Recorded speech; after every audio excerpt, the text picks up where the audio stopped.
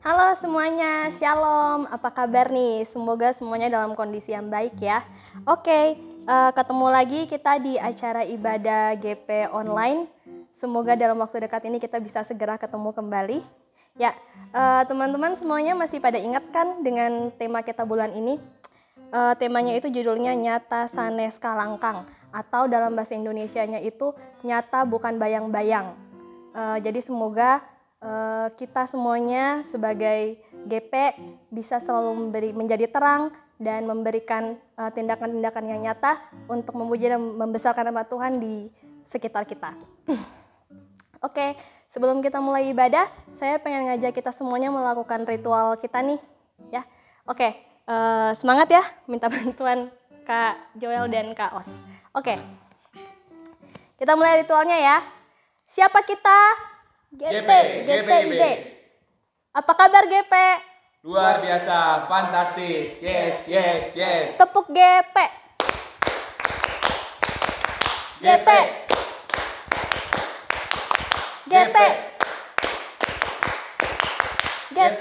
Oke, semuanya udah pada semangat kan? Ya udah kalau gitu, sekarang untuk mengawali ibadah kita saat ini kita menyanyi bersama Mars GP.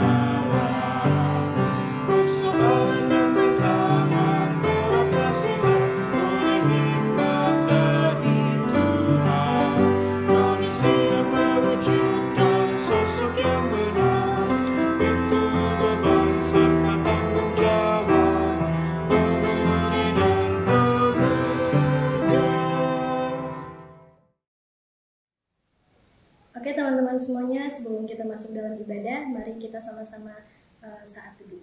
Saat teduh dimulai.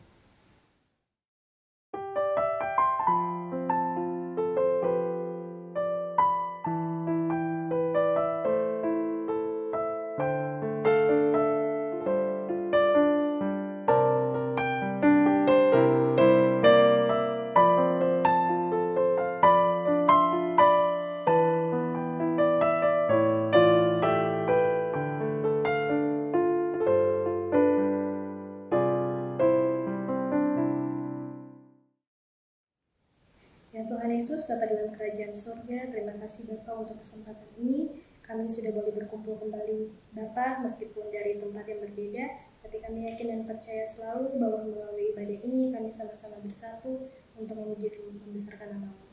Biarlah Tuhan Yesus, ibadah GP yang akan kami laksanakan hari ini dapat berkenan dan dipimpin oleh Tuhan mulai dari awal hingga akhirnya. Terima kasih Tuhan Yesus. Amin. Ya teman-teman, mari kita menyanyi bersama lagu dengan penuh sukacita, Allah sumber kuatku.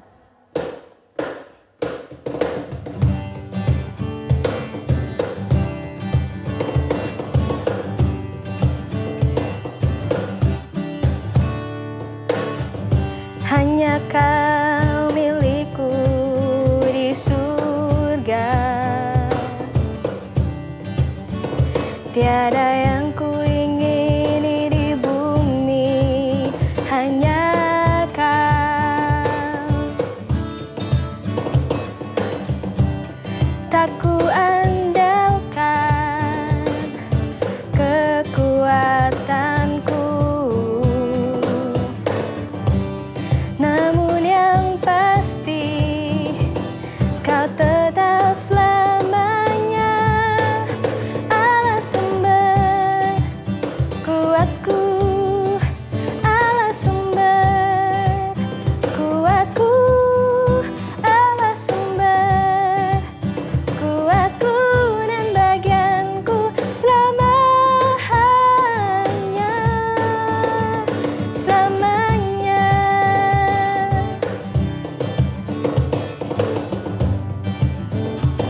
Kita menyanyikan sekali lagi. Hanya kau milikku di surga, tiada yang ku ingini di bumi, hanya kau. Tak ku andalkan kekuatanku,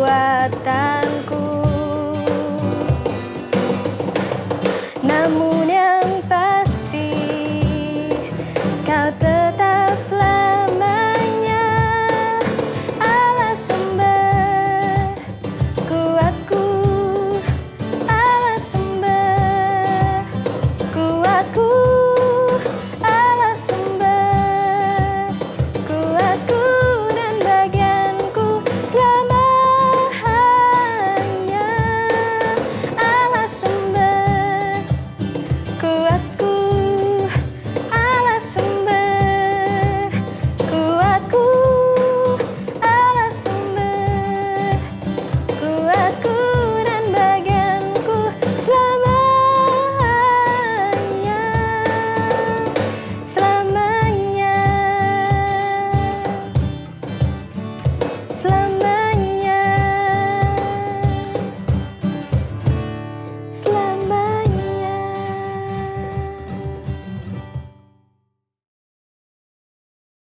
Nah, teman-teman, kita udah lama banget nih ya nggak ketemu, dan pasti dalam setiap harinya kita ada aja hal-hal yang terjadi, yang entah itu hal yang baik atau hal yang buruk, tapi semua itu kita diajarkan untuk selalu bersyukur dalam segala hal. Oleh karena itu, ini kita punya satu teman nih yang dia mau membagikan berkatnya kepada kita semua. Oleh karena itu, kepada Audrey, waktu dan tempatnya disilakan. Hai, shalom teman-teman. Semoga semuanya sehat selalu ya. Nah, di sini aku mau cerita, bukan drama, bukan sinetron, bukan apa, tapi cerita pengalamanku sendiri. Dan kalau misalnya teman-teman ditanya 2019 buat teman-teman tuh apa sih? Kalau buatku, kalau aku ditanya seperti itu, 2019 tuh buatku adalah tahun yang berat. Kenapa berat? Karena banyak banget kehilangan yang aku alami di tahun 2019. Dan mulai dari awal, pertengahan hingga akhir tahun, ada aja kehilangan yang aku alami. Jadi di sini aku mau cerita tentang kehilanganku di tengah tahun, yaitu aku kehilangan rencana masa depanku. Kenapa? Karena aku gak bisa lulus tepat waktu, yaitu 4 tahun. Karena ada mata kuliah yang harus aku ulang. Dan di situ aku gak marah sama Tuhan, cuman aku nanya aja sih, Tuhan kenapa sih aku harus ngelewatin ini gitu. Aku nanya gitu, aku penasaran kenapa sih gitu loh. Dan setelah itu Tuhan justru kasih aku berbagai kesibukan yang sangat menyita waktuku, sangat menyita pikiranku, sangat menyita tenagaku. Gak habis di situ, ternyata di saat semua kesibukanku itu udah mau habis, udah mau selesai satu persatu, di akhir tahun Tuhan mengambil keponakanku kembali ke hadapannya. Dan itu tuh kayak boom gitu, kayak sedih banget. Karena di saat aku kayak rasanya udah mau lega karena kesibukanku udah mau berakhir, tapi Tuhan ngasih satu lagi hal yang berat buat aku hadapi gitu. Dan di tahun ini aku ngerasanya Tuhan tuh memberikan banyak waktu buat lebih mengingat kembali berkat Tuhan, penyertaan Tuhan apa yang udah Tuhan kasih, terutama di tahun lalu. Dan buatku, Tuhan mengizinkan aku melewati semua hal di tahun lalu itu adalah luar biasa. Karena kalau aku ngebayangin diriku sendiri dengan kekuatanku sebagai manusia, rasanya tuh nggak sanggup deh. Tapi nyatanya aku ada di sini, semuanya karena berkat Tuhan, semuanya karena perlindungan Tuhan. Tahun lalu bisa terlewati,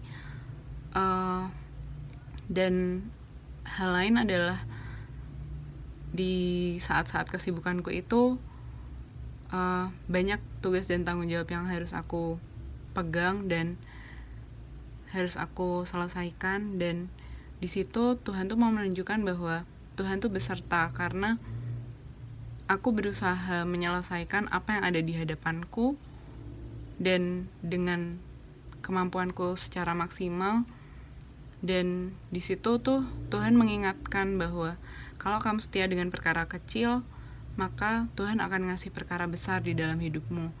Nah, intinya adalah aku belum tahu sih sampai sekarang hal besar apa yang Tuhan mau kasih di dalam hidupku. Tapi aku percaya Tuhan gak benar-benar menghilangkan masa depanku, karena Tuhan punya rencana buat aku. Tuhan mau ngelatih aku buat jadi orang yang mungkin lebih tahan uji di hadapannya. Aku masih nggak tahu apa hal besar yang nanti aku hadapi setelah ini, besok, dan seterusnya. Tapi aku percaya Tuhan beserta. Tuhan punya rencana buat hidupku. Tuhan gak meninggalkan aku.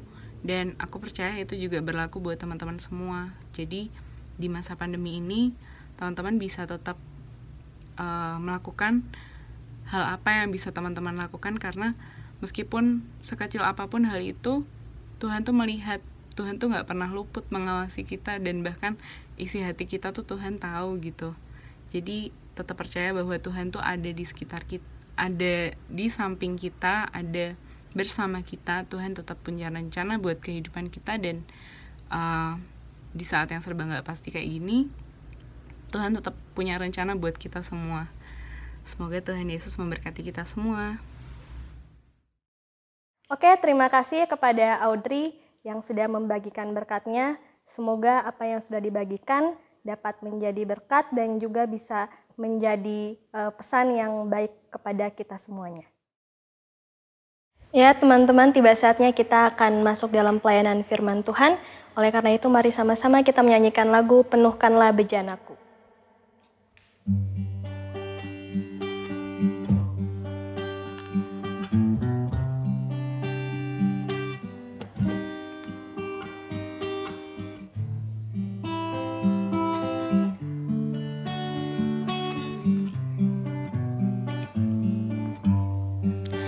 Aku datang dan ku bersujud di hadapanmu,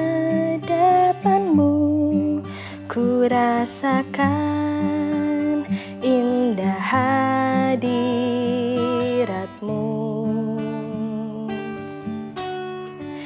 Telah ku buka mata hatiku dan seluruh jiwaku untuk ku nikmati firman-Mu. Firman-Mu yang kuasa untuk mengubah sikap hati. Firman-Mu yang tegakkan di saat ku terjatuh. Penuhkanlah bejanaku dengan air sungai-Mu. Ku haus akan firman-Mu. Kita ulangi lagi lagu ini dari awal dengan sikap berdoa.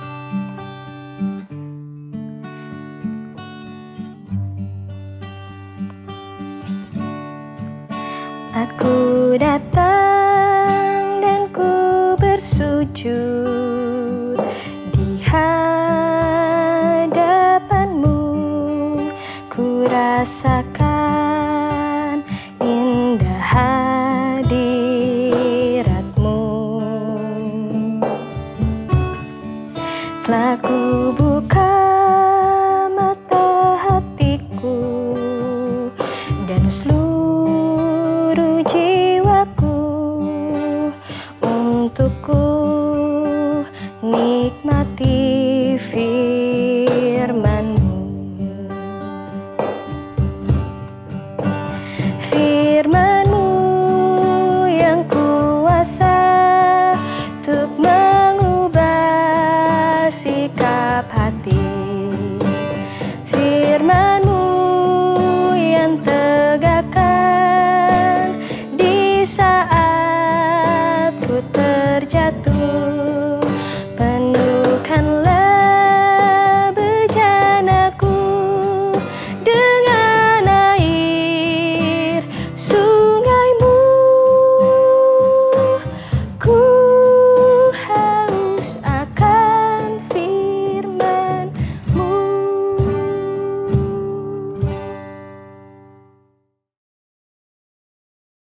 Ya, rekan-rekan pemuda, khususnya GPB Betel Bandung, pembacaan Alkitab hari ini yang menjadi dasar perenungan kita diambil dari Injil Yohanes. Nah, ya, hanya difokuskan yaitu pasal 1 pada ayat yang ke-8 yang berbunyi demikian. Ia bukan terang itu, tetapi ia harus memberi kesaksian tentang terang itu. Ya, cukup sederhana, cukup ringkas dan tidak terlalu panjang. Nah, rekan-rekan pemuda, saya mengawali dengan sebuah, ya ini katakanlah teori dunia selalu mengatakan bahwa seorang anak raja umumnya dia akan tumbuh besar dengan segala kesadaran dan juga persiapan untuk melanjutkan kepemimpinan dan kekuasaan. Ya tentu siapa lagi kalau tidak dari ayahnya. Nah begitu juga dengan anak penguasa, pengusaha, dan juga tokoh-tokoh besar lainnya. Namun tidak demikian halnya dengan Yohanes Pembaptis. Sebagai seorang anak dari pasangan imam yang dipandang benar di hadapan Allah dan hidup menurut segala perintah dan ketetapan Tuhan dengan tidak bercacat. Kita bisa baca kisahnya di Lukas pasal 1 pada ayat yang ke-6. Nah, seharusnya Yohanes Pembaptis memiliki masa depan cerah. Ya. Ia terbiasa dengan kehidupan moral religius yang saleh sebagai warisan dari ayah dan ibunya. Tentunya ia juga memiliki akses, ya, relasi dengan para imam karena ayahnya seorang yang juga berkecimpung di hal yang demikian, sehingga dia mempunyai kemungkinan yang luas untuk mengembangkan diri dalam area keimaman dari ya tentu agama Yahudi. Nah, pintu untuk menjadi maksimal dan berpengaruh secara religius dan moral dalam konteks kehidupan ya tentu agama Yahudi di Palestina pada saat itu terbuka lebar bagi Yohanes Pembaptis. Ya. Ini berarti ia tidak perlu lagi terlalu pusing memikirkan kebutuhan hidupnya. Ya. Relasi politik juga dapat dibina dengan baik karena para imam pada waktu itu memiliki pengaruh yang besar terhadap kekuasaan politik setempat. Nah, tetapi rekan-rekan pemuda, Yohanes memilih hidup di padang gurun. Yohanes Pembaptis menyadari dan menerima panggilan hidupnya. Ya, kalau kita baca di Injil Matius pasal 3 ayat 3 dikatakan suara-suara orang yang berseru-seru di padang gurun, luruskanlah jalan baginya. Ya. Sehingga tanpa saya meminjam istilah orang Jawa gitu ya, tedeng aling-aling itu saya belum menerjemahkan dalam bahasa Sunda begitu ya. Nah, ia menegur dosa dan juga berbagai praktik kehidupan ketidakadilan sosial dalam kehidupan masyarakat pada waktu itu. Ya, kalau mau lebih jelas, Injil Matius pasal 3 ayat 7 hingga 10 menyatakan itu. Nah, sehingga mau dikatakan ibarat petani yang mengemburkan tanah ya, dan membersihkan segala akar serabut yang dapat mengganggu pertumbuhan dari tanaman. Nah, demikianlah Yohanes Pembaptis ya, bekerja keras menggemburkan hati tentu ya umat Tuhan dan juga masyarakat pada waktu itu.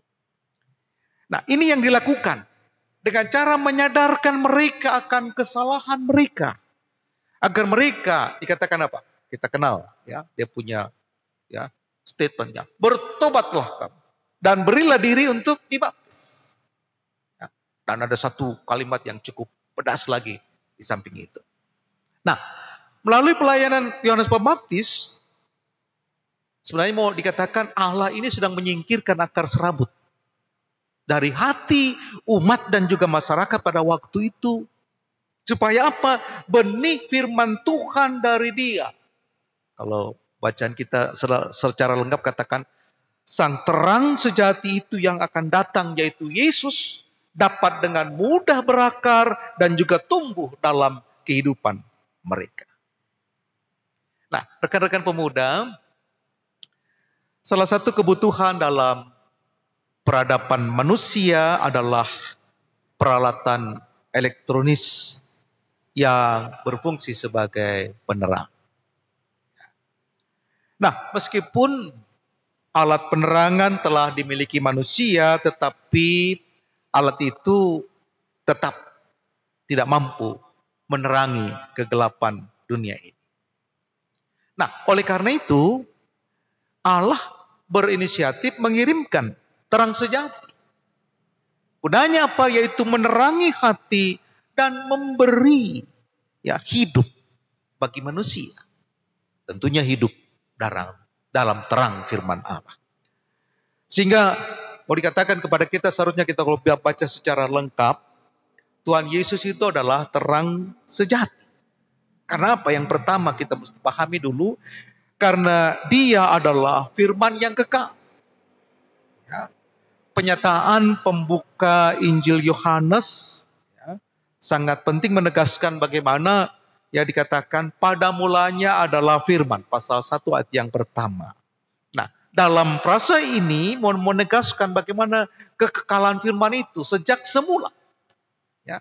Firman itu bersama-sama dengan Allah dan firman itu dikatakan adalah Allah. Nah, berarti firman itu berbeda dengan pribadi dari Allah Bapa. Tetapi firman itu dikatakan juga Allah. Yang kedua, firman itu kekal dan karena itu dia terlibat dalam karya penciptaan dari Sang Allah Bapa. Ya. Melalui firman dikatakan Allah Bapa menjadikan segala yang ada dan dengan firman Allah Bapa memelihara yang sudah dijadikan. Jadi itu mau dikatakan terang sejati seperti itu. Ya. Yang ketiga, firman yang mencipta itu menjadi sumber hidup yang memberi terang. Nah, itulah sebabnya mau dikatakan kalau kita belajar dari Injil Yohanes ini, bahwa kehidupan itu harus berasal dari firman. Nah, kehidupan itu berasal dari terang ilahi, yang kemudian dia akan mengenyahkan kegelapan yang seringkali dikatakan itu melingkupi dunia dan kehidupan orang berdosa. Kita baca mestinya ayat yang kelima sebelum pembacaan atau berikut kita. Nah, rekan-rekan pemuda, Yohanes Pembaptis diutus Allah untuk menyaksikan terang yang sedang datang ke dalam dunia ini. Kadang-kadang sederhana kita katakan, karena apa? Agar dunia ini menjadi percaya. Nah, rekan pemuda, di event olahraga apapun, seringkali kita melihat kan ada pose sang juara menggigit medali. Selalu ada itu pose seperti itu. Nah, tetapi kadang-kadang kan kita tidak mau bertanya, apa alasannya? Nah, jika kita jeli, apa kebiasaan yang dilakukan para atlet saat berpose usai menggondol medali di event olahraga besar itu, mestinya kita mencari tahu. Ya, menggigit medali itu sambil melihat ke depan, tentunya semacam supaya awak media itu dapat pose yang paling baik. Rekan-rekan pemuda, apa sebenarnya yang memicu para atlet itu mau berpose sambil menggigit medali. Kapan pula kebiasaan itu mulai muncul? Nah, dikutip dari laman WashingtonPost.com, yaitu pada 29 Agustus 2017, ada banyak alasan mengapa kebiasaan menggigit medali dilakukan para atlet. Ya. Tetapi yang paling terlihat memang karena mereka tengah berpose di depan fotografer. Ya. Pose terbaik tentunya ingin dipertontonkan. Ya, supaya diperlihatkan banyak orang. Nah, ini menjadi seperti sebuah obsesi kepada para fotografer. Ya, kata Presiden International Society of Olympic Historian, sekaligus penulis buku The Complete Book of the Olympic yang bernama David Wallace Kinsey. Menurut David, pose itu seolah telah menjadi ikon, ya, mengabadikan momen keberhasilan para peraih medali. Ya, kelihatan sekali begitu. Bahkan dia tak yakin bahwa para atlet itu mau melakukan hal itu, ya, jika tidak diminta oleh fotografer.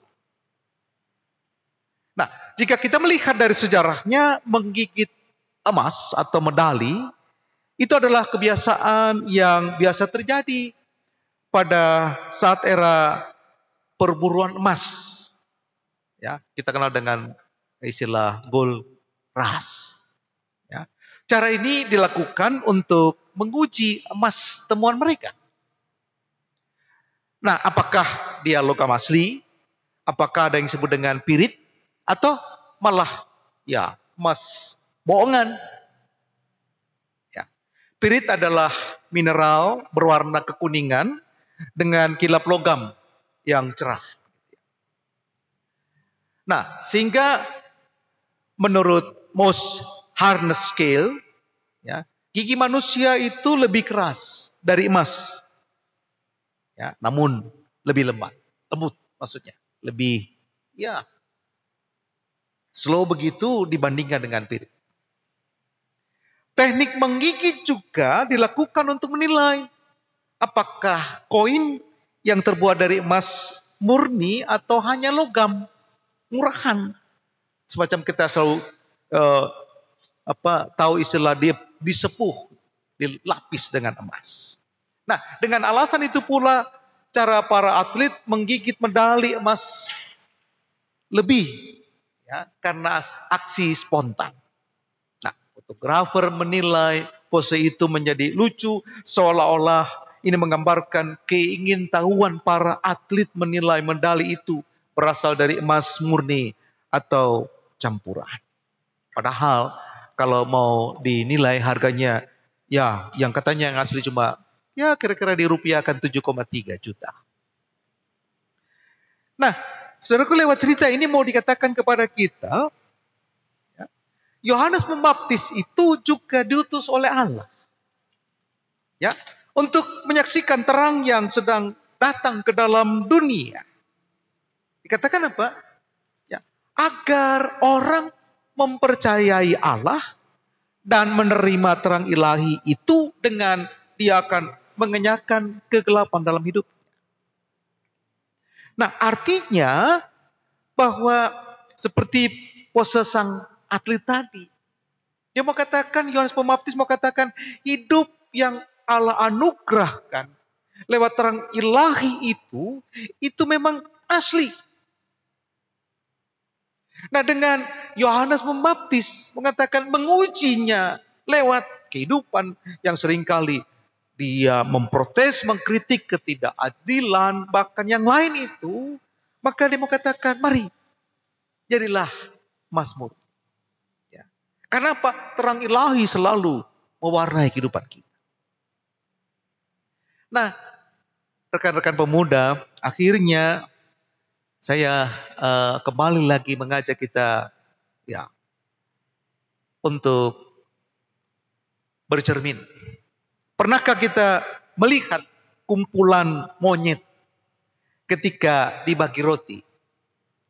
Ya. Kalau kita amati secara seksama, ya, walaupun monyet itu ya banyak, ternyata mereka bisa antri loh. Coba nanti buktikan. Dan yang paling menarik, ternyata ya, sudah mereka antri, monyet itu pun kalau ambil roti, ya, itu rupanya cukup satu di tangan.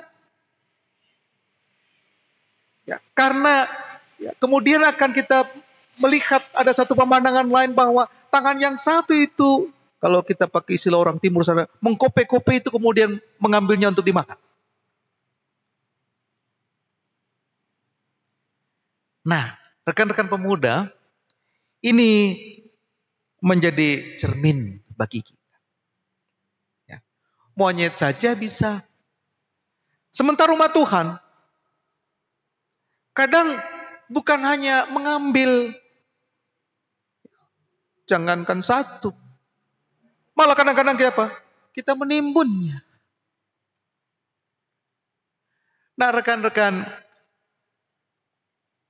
pemuda, poin ketiga dari tema kita nyata sanes kalangkang, mau dikatakan kepada kita bahwa siapapun kita, seberapa besar karya kita, atau keberhasilan yang sespektakuler apapun, seharusnya bukan merupakan bayangan kita yang mengganti Tuhan yang semestinya kita saksikan. Maksud istilah ini kita disadarkan. Ya, kalau saya pakai istilah umum yang kita dengar, jangan mencuri kemuliaan Allah. Maka Yohanes Pembaptis dalam Injil Yohanes ini tegas katakan, ya, dikatakan, ia bukan terang itu, apalagi terang ilahi, tetapi ia harus menyaksikan atau dia harus memberi kesaksian tentang terang itu. Menjadi jelas bagi kita, rekan-rekan pemuda, itu yang dikatakan nyata sanes kalangkang. Berilah kesaksian tentang Allah itu nyata. Ya, bukan bayangan. Sanes kalangkang. Nyata. Artinya ketika itu menjadi kalangkang, ada yang membuatnya blur. Kadang-kadang kita tidak mau jujur, bisa ego kita. Bisa kepentingan kita, bisa kelompok, dan yang paling memprihatinkan adalah pamrih kita. Sehingga nyata sanes kalang mau menyatakan kepada kita, saksikanlah dia sang terang ilahi yang ada pada diri kita. Jangan dibuat blur karena kita punya sesuatu yang lain membungkusnya. Dan tadi saya katakan, paling terakhir dikatakan, apalagi kalau kita punya pamrih. Saksikanlah dia supaya benar-benar Tuhan memakai kita sebagai saksi yang hidup dari segala hal yang kita dapat. Selamat bagi kita dengan teladan Sang Pemuda Agung, Tuhan kita Yesus Kristus. Tuhan Yesus memberkati kita semua. Amin. Terima kasih kepada Bapak Pendeta yang sudah menyampaikan firman Tuhan. Semoga firman yang sudah kita dengarkan bersama dan kita baca bersama bisa menjadi berkat dalam setiap kehidupan kita ke depan. Oke teman-teman, untuk meresponi firman Tuhan, kita menyanyi bersama lagu Tangan Kuat yang Memegangku.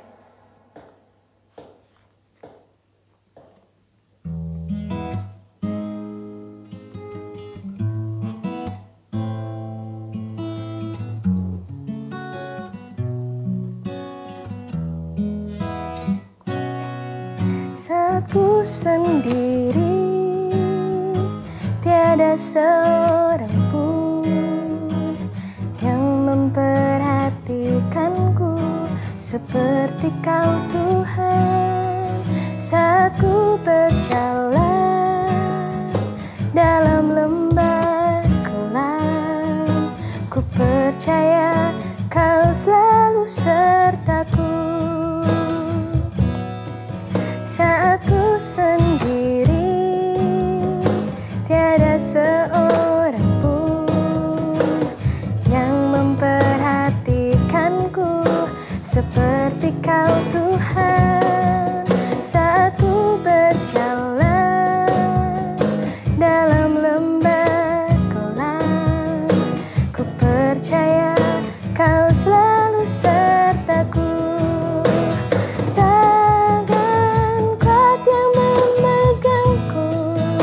Selalu menuntunku, ku tak mau jalan sendiri. Tuhan, ku perlu kasih-Mu, ku perlu kuasa-Mu sampai akhir hidupku. Tangan kuat yang memegangku, selalu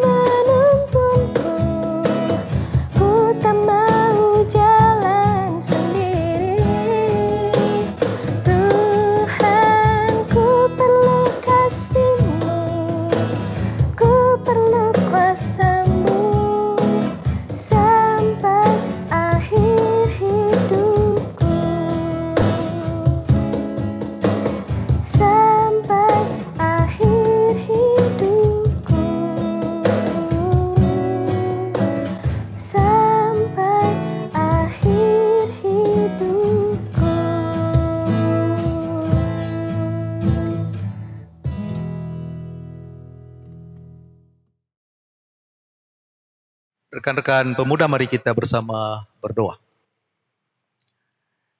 Ya Allah Bapa, di dalam Tuhan Yesus kami mengucap syukur karena kami kembali boleh mengalami akan sukacita anak-anak Tuhan melalui pemuda agung Yesus Kristus yang menganugerahkan kepada kami sehingga waktu dan kesempatan pada saat ini membuat kami merasakan Tuhan beserta dengan kami.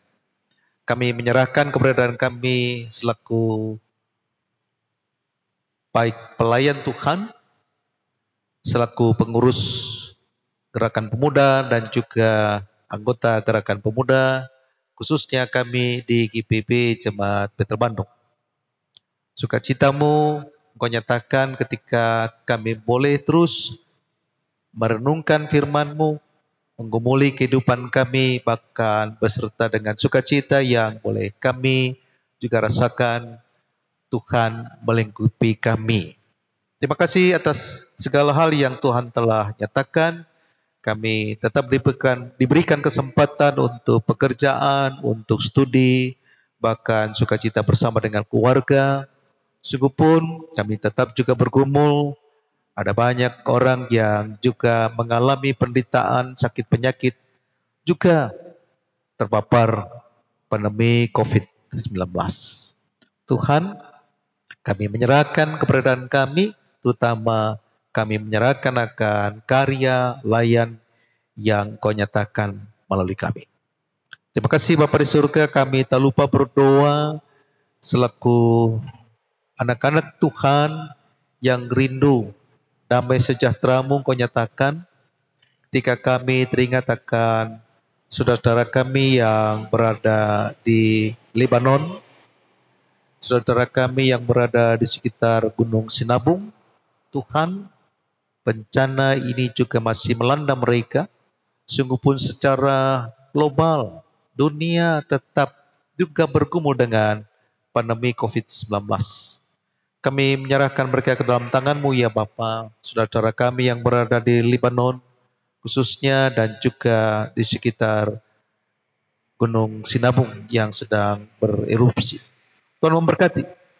Berkati juga akan kehidupan kami sehingga ketika kami melangkah ketika kami berkarya, ketika kami benar-benar memberi diri supaya Tuhan pakai, kami diberikan kesempatan selalu untuk menyaksikan siapa Tuhan di dalam Yesus Kristus, dan kami mempermuliakan nama Allah dalam kehidupan kami.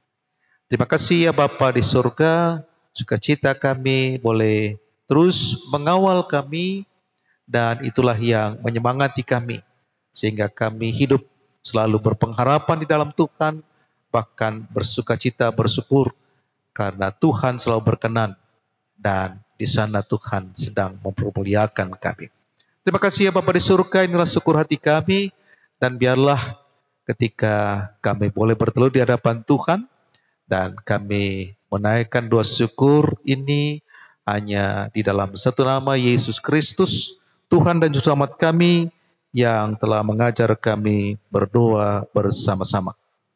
Bapa kami yang di surga, dikuduskanlah namamu, datanglah kerajaanmu, jadilah kehendak-Mu di bumi seperti di surga. Berikanlah kami pada hari ini makanan kami yang secukupnya, dan ampunilah kami akan kesalahan kami, seperti kami juga mengampuni orang yang bersalah kepada kami. Dan janganlah membawa kami ke dalam pencobaan, tetapi lepaskanlah kami daripada yang jahat.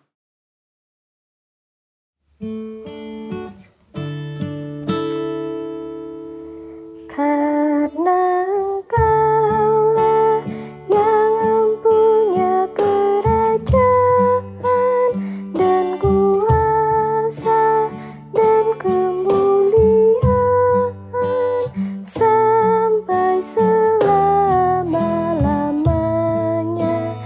Amin.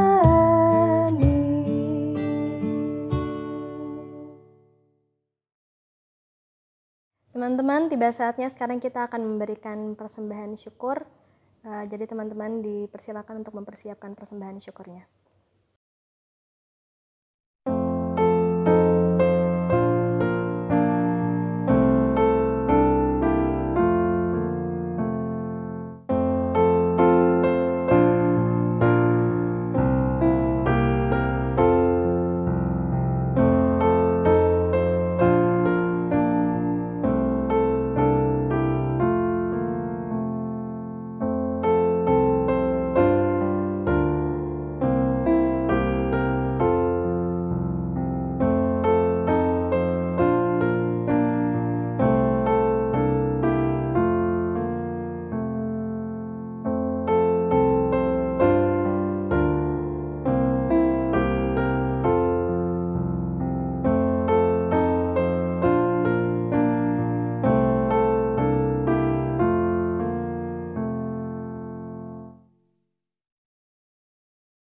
Teman-teman, mari kita satu dalam doa untuk mendoakan persembahan syukur kita.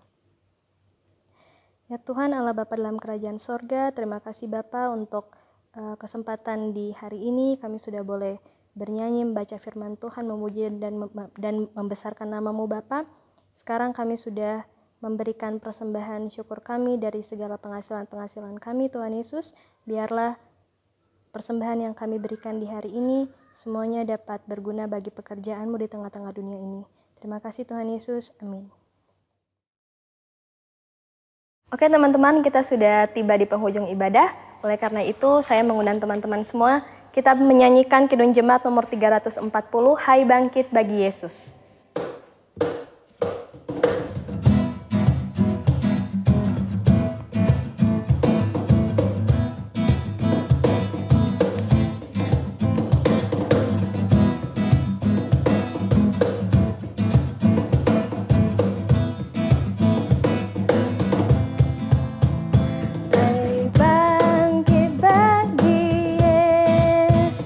Pahlawan salibnya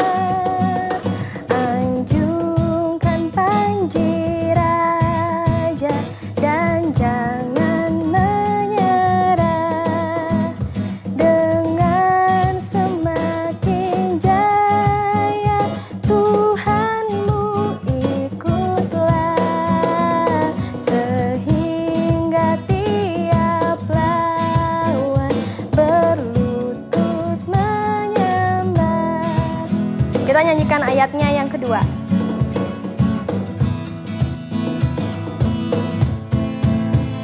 Hai bangkitlah di Yesus, dengar panggilannya, hadapilah tantangan, harinya inilah, dan biar tak terbilang pasukan kuasa gelap, semakin berbahaya, semakin kau tegar.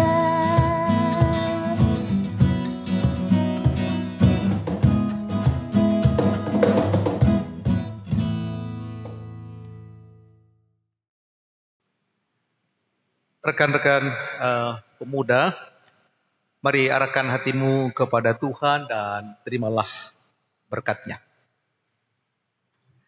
Tuhan memberkati engkau dan melindungi engkau. Tuhan menyinari engkau dengan wajah-Nya dan memberi engkau kasih karunia. Tuhan menghadapkan wajah-Nya kepadamu dan memberi engkau damai sejahtera.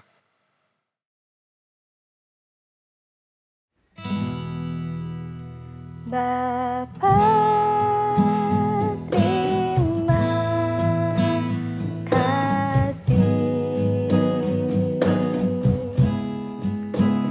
Bapa, terima kasih. Bapa di dalam surga, ku berterima kasih.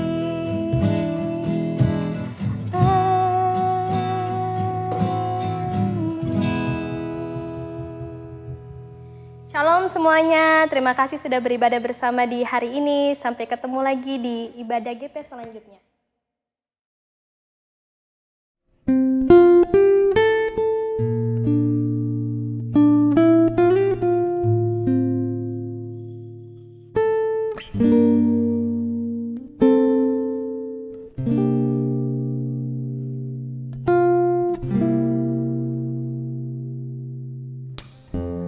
Banyak yang kau perbuat